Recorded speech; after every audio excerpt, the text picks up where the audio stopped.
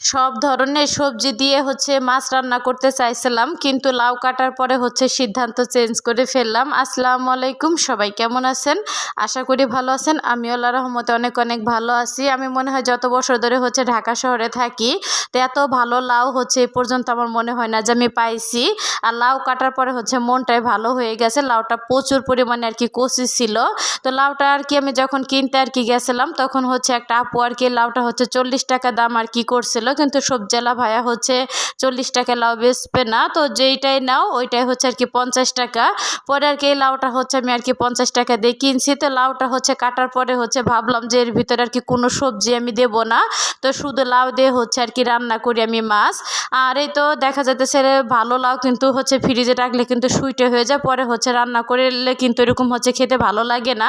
তো ভাবলাম পুরা লাউটা দিয়ে আমি মাছটা রান্না করি। আর এই তো 5-6টা উস্তা ছিল, তো উস্তাটা ভেজে নিতেছি, কারণ ফ্রিজে কিন্তু কয়েকদিন যাবত উস্তা রাখলে কিন্তু ভিতরে পেকে যায়, পরে দেখা যাইতেছে ফেলাই দিতে হয়, খাওয়া যায় না। যাই হোক, তো উস্তাটা কিন্তু আমার ভাজা হয়ে গেছে, আর পাশের চুলায় কিন্তু মাছগুলো আমি ভেজে নিতেছি। আর মাছটা কিন্তু আমি দুইবারে ভেজে নিছি। আর এই তো এখানে কিন্তু মাছ ভাজা তেলের ভিতরে কিন্তু কাঁচা মরিচ বাটা এবং পেঁয়াজ বাটাটা দিয়ে দিছি, যেহেতু ব্লেন্ডার করে নিছি আমি। আর লাউটা কিন্তু রান্না করব কাঁচা ঝাল দিয়ে, আর কাঁচা ঝাল দিয়ে কিন্তু লাউ রান্না করলে খেতে বেশ মজা লাগে। এর জন্য কিন্তু পেঁয়াজ এবং কাঁচামরিচটা কিন্তু অনেকক্ষণ অবধি আমি একটু ভেজে নিছি। আর না ভাজলে কিন্তু এরকম ভালো লাগে না, কাঁচা একটা গন্ধ কয়। আর অফ ক্যামেরায় কিন্তু হালকা একটু আদা রসুন আমি দিয়ে দিছি। তো আদা রসুনটা দেওয়ার পর সুন্দরভাবে মশলাটা ভেজে নেওয়া হয়ে গেলে এখানে জিরা ধনিয়া এবং হলুদের গুঁড়াটা দিয়ে দিলাম। শুকনো মশলার ভিতরে আর কিচ্ছু দেবো না। তো এখন সুন্দরভাবে মশলাটা আমি কষিয়ে নেব।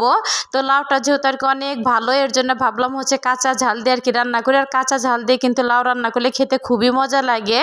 যাই হোক, এই তো ধুয়ে রাখা লাউগুলি আমি দিয়ে দিলাম। এখন মশলার সাথে সুন্দরভাবে উল্টে পাল্টে তো নেড়ে চেড়ে এখন একটুখানি পানি দিয়ে আমি ঢেকে দেবো। তো বেশি পানি দেবো না, যেহেতু লাউ রান্না করলে কিন্তু তো ঢাকনা দিয়ে ঢেকে দিলে কিন্তু অনেকটা পানি ওঠে।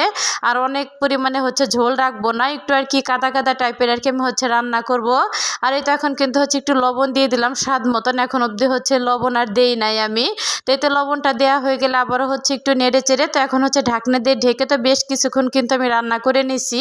আর এর মাঝেও কিন্তু অনেকবার নেড়ে চেড়ে আমি দিছিলাম অফ ক্যামেরায়। আর এই তো লাউটা কিন্তু অনেক সুন্দরভাবে গলে গেছে। তো এখন কিন্তু মাছগুলি আমি দিয়ে দিব। লাউ সবজিটা কিন্তু আমার অনেক পছন্দের একটা সবজি।